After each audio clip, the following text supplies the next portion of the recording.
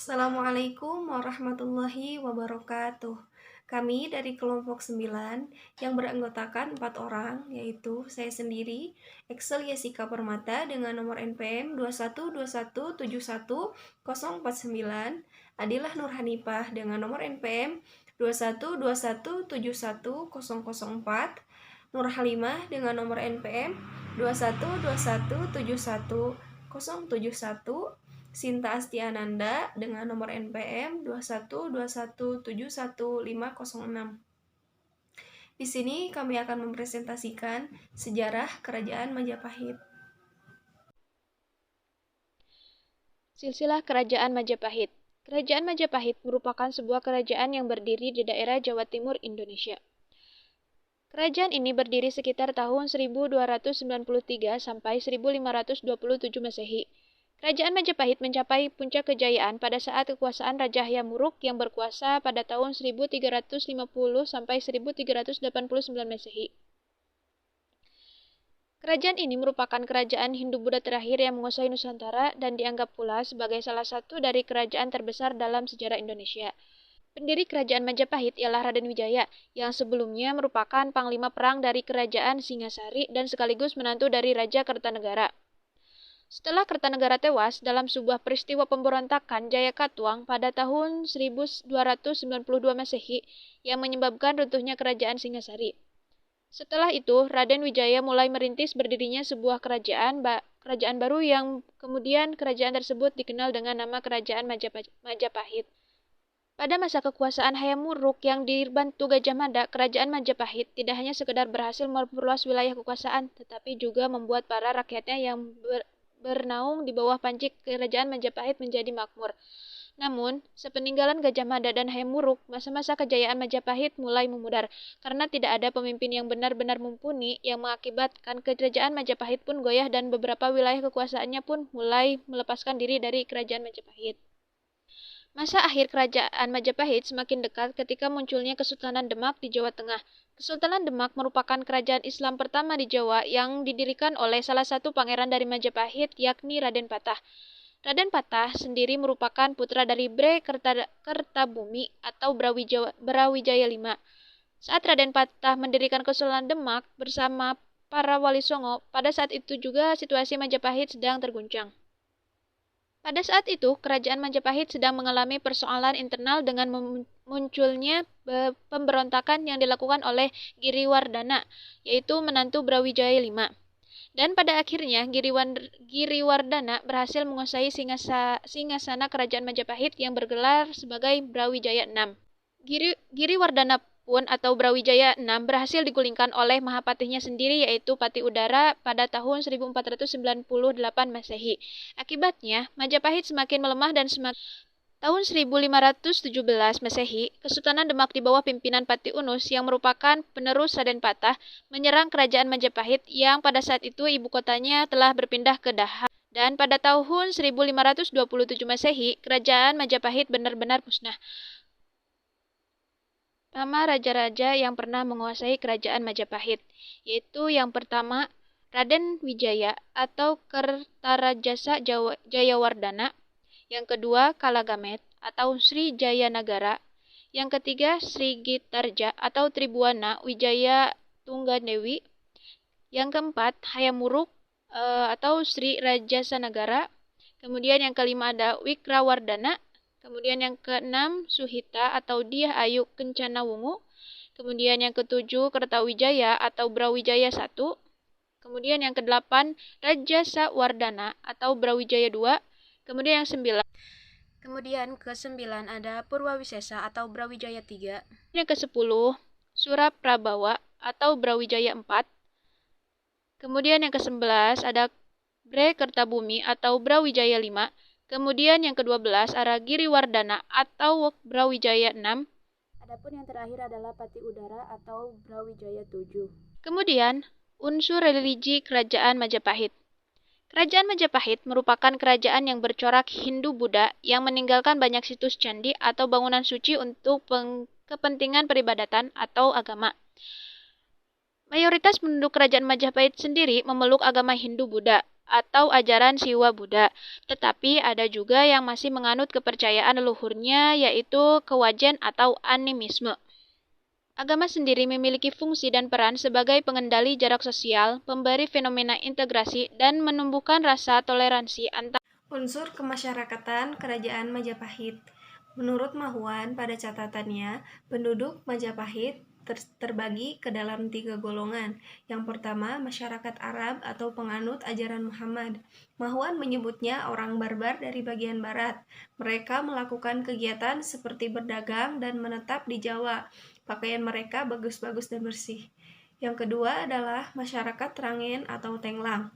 Sebutan itu ditujukan kepada yang berasal dari Guangdong, Tionghoa. Mereka adalah orang yang melarikan diri dari daerahnya dan menetap di Jawa. Makanan mereka bersih dan menggunakan peralatan yang bagus. Ketiga, masyarakat pribumi. Mahuan menyebut mereka sebagai masyarakat yang jorok, kotor, dan jelek. Penampilan mereka kusut, rambut mereka tidak pernah disisir, tidak pernah memakai alas kaki, juga sangat percaya ajaran setan.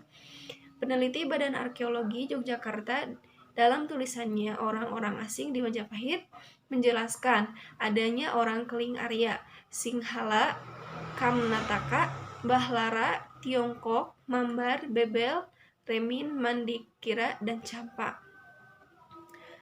Unsur mata pencaharian Kerajaan Majapahit. Ada 2 faktor pendukung kemajuan perekonomian Majapahit, yaitu adanya beberapa pelabuhan atau bandar dagang milik Majapahit di pantai utara Jawa, serta Sungai Berantas dan Bengawan Solo. Tanah wilayah kekuasaan Majapahit sangat subur, sehingga cocok untuk bertani. Pertanian di ladang dan sawah dikembangkan dengan sistem pengerjaan bergilir yang bertujuan untuk menjaga kesuburan tanahnya dan melestarikan lahan agar menghasilkan produktivitas jangka panjang. Sungai menjadi jalur perdagangan paling penting bagi masyarakat Majapahit. Karena adanya sungai ini, perdagangan dari pesisir menuju pedalaman menjadi lancar. Begitu juga sebaliknya.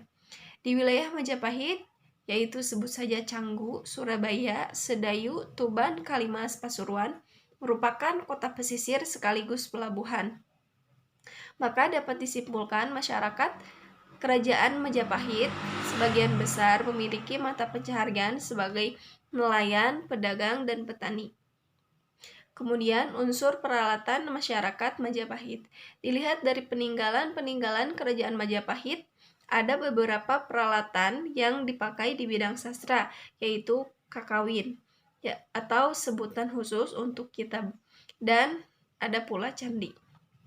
Namun dilihat dari mata pencaharian Majapahit yang notabene-nya para petani dan pedagang, alat-alat untuk mendukung berjalannya kegiatan tersebut tidak jauh dari alat-alat bertani seperti cangkul dan lain-lain. Dan untuk berdagang, mereka menggunakan kapal, perahu, atau rakit untuk menyusuri sungai. Sistem bahasa Kerajaan Majapahit.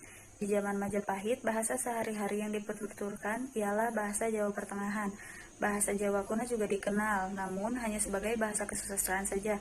Contohnya, Kakawin Nagara Kartagama ditulis pada bahasa Jawa kuno. Bahasa Jawa Pertengahan zaman kini telah tak dipertuturkan lagi. Pada tanah Jawa, bahasa ini berkembang sebagai bahasa Jawa Baru, sedangkan di Bali bahasa ini dikenal sebagai bahasa Jawa Bali. Bahasa Jawa Bali ini kemudian besar mempengaruhi perkembangan bahasa kesusastraan Bali serta bahasa Bali alus. Sebagai contoh bahasa yang dipergunakan ada pada sebuah prasasti di masa Majapahit, yaitu Prasasti Renek tahun 1379 Masehi, yang kini menjadi koleksi Museum Mangkunegara di Surakarta. Sistem pengetahuan. Kakawin Nagara Kartagama atau sejarah pembentukan negara merupakan sumber utama untuk pengetahuan sejarah serta kebudayaan Majapahit asal abad ke-14, serta Prapanca menjadi perbesar urusan agama Buddha yang pernah tinggal pada kota Majapahit. Prapanca sendiri dijelaskan pada Nagara Kartagama ialah keturunan seorang pujangga bernama Sameneka XII. Prapanca yang menyaksikan sendiri segala hal perihal pada kehidupan keraton, terutama perihal seluk-beluk kehidupan pada keraton. Berkat Nagara Kartagama kita mampu mengetahui bagaimana wujud keraton Majapahit pada zaman pemerintahan Hayam Wuruk. Kepercayaan sangat berpengaruh di kebudayaan zaman Majapahit. Seluruh cabang kebudayaan seperti seni bangunan, seni pahat, seni sastra, serta seni anjung semuanya bernafaskan keagamaan. Salah satu keunikan seni budaya pada zaman Majapahit yaitu bisa membentuk kesenian masyarakat atau tradisional yang bersifat adiluhung, antara lain kesenian reog. Contohnya terbentuk bermula asal perilaku Ki Ageng Sunu yang memberontak Bre Kartabumi lalu menghasilkan kesenian reog. Selanjutnya wayang beber yang juga kesenian peninggalan kerajaan Majapahit. Selain berfungsi sebagai hiburan, seni juga berfungsi sebagai ilustrasi tentang kehidupan. Tak hanya seni tari, seni sastra pun berkembang pesat di zaman Majapahit, terutama saat masa pemerintahan Hayam Wuruk. Kebanyakan buku-buku tersebut berisi perihal ilustrasi kehidupan serta keadaan masyarakat Majapahit maupun wilayah jajahan Majapahit atau puisi kuno berbahasa Jawa Kawi. Selanjutnya ada seni pahat. Seni pahat mengalami kemajuan yang pesat ditandakan dengan ratusan ragam pahat yang bisa berupa arca, patung, gapura, atau relief. Selain itu, sebuah praktek kerajinan bernama takoraka yang dipraktekkan sang rakyat memakai tanah liat yang kemudian dikembangkan menjadi sebuah seni yang bisa membantu ekonomi rakyat sebab seni pahat dan terakota dapat menembus pasar mancanegara. Seni budaya pada zaman Majapahit tentu lebih banyak macamnya dan beragam. Mungkin saja beberapa berasal peninggalan seni budaya Majapahit belum ditemukan dan diteliti. Peristiwa penting pada saat kerajaan Majapahit yaitu adanya Sumpah Palapa atau Amutki Palapa yang diikrarkan oleh Patih Gajah Mada setelah ia dilantik menjadi Mahapatih Mangkubumi. Gajah Mada dilantik menjadi Mahapatih Mangkubumi karena jasanya yang besar terhadap kerajaan Majapahit. Ketika pelantikan Gajah Mada disaksikan oleh para pembesar Majapahit yang salah satunya yaitu disaksikan oleh Ratu Tribuana Tunggadewi. Pelantikan ini dilakukan setelah penaklukan Sedeng di mana saat itu kerajaan Majapahit terjadi konflik yaitu berupa pemberontakan ketika Majapahit menaklukkan wilayah Sedeng dan Ketak.